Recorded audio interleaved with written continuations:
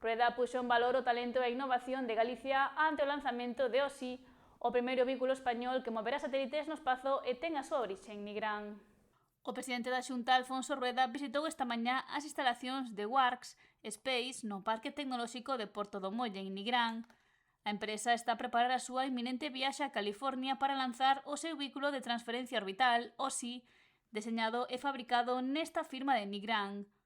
O titular do goberno galego afirmou que é un orgullo e que este fito levará a marca Galicia Calidade ao espazo, situando a España por primeira vez no grupo de 5 países con capacidade para manobrar fora da atmósfera. Orgullo, sois Galicia Calidade y se va a ver en el espacio.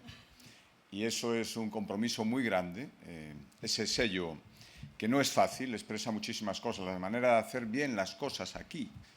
Y no solo lo que siempre se hizo bien, que es dar de comer, paisajes, todo eso no se discute.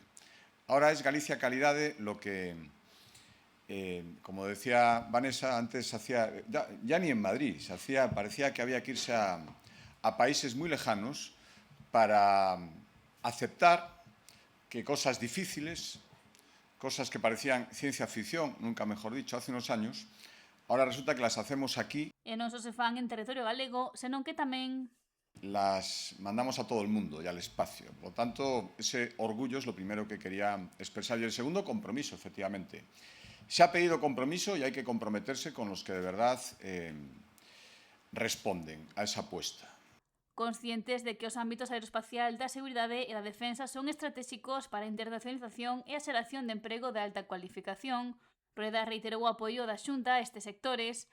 Neste sentido, sinalou que a Iniciativa Estratégica de Seguridade, Defensa e Aeroespacio destinará 183 millóns de euros en 5 anos co obxectivo de mobilizar máis de 900 millóns de euros de capital público-privado, priorizando sempre que o desenvolvemento e a fabricación destas solucións queden no territorio galego.